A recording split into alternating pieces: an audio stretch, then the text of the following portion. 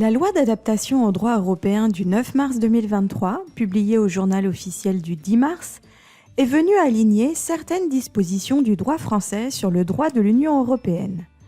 Ces adaptations concernent notamment les congés familiaux et la durée des périodes d'essai. Dans cette vidéo, nous allons faire le point sur ces dispositions. Quelles sont les adaptations prévues pour les congés familiaux ?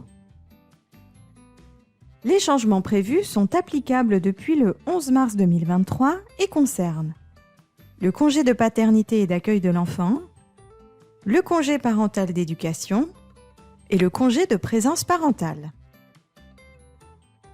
Avant la loi d'adaptation au droit européen, le congé de paternité et d'accueil de l'enfant n'était pas considéré comme une période de travail effectif pour l'acquisition des droits liés à l'ancienneté.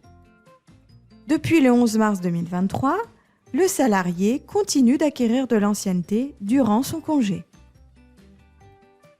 Par ailleurs, désormais, le salarié conserve les avantages acquis avant son départ en congé. Ainsi, les congés payés acquis avant le début du congé de paternité ou d'accueil de l'enfant sont automatiquement reportés, même lorsque la période de prise de congé est terminée. Prenons l'exemple de Christian, salarié qui part en congé de paternité le 15 mai pour une durée de 25 jours calendaires. Il lui reste 3 jours de congé payé à poser. À son retour le 9 juin, la période de prise de congé est terminée. Il aurait donc dû perdre ses jours de congé restants. Avec la loi, Christian peut les poser ultérieurement à son retour de congé. En ce qui concerne le congé parental d'éducation, une clarification a été effectuée sur l'assimilation à une période de travail effectif pour l'acquisition des droits liés à l'ancienneté. La loi d'adaptation au droit européen précise que le congé parental d'éducation total est assimilé à une période de travail effectif à hauteur de 50%. Et le congé parental d'éducation à temps partiel est quant à lui totalement assimilé à une période de travail effectif pour les droits liés à l'ancienneté. Comme pour le congé de paternité, le salarié conserve les avantages acquis avant le départ en congé. Pour rappel, le congé de présence parentale est ouvert aux salariés dont l'enfant est atteint d'une maladie, d'un handicap ou d'un accident grave et qui nécessite une présence soutenue et des soins contraignants.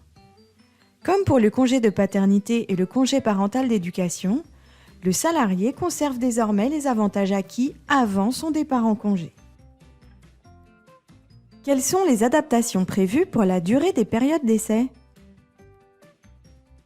En France, la durée légale d'une période d'essai est fixée à 2 mois pour les ouvriers et les employés, à 3 mois pour les techniciens et les agents de maîtrise, et à 4 mois pour les cadres.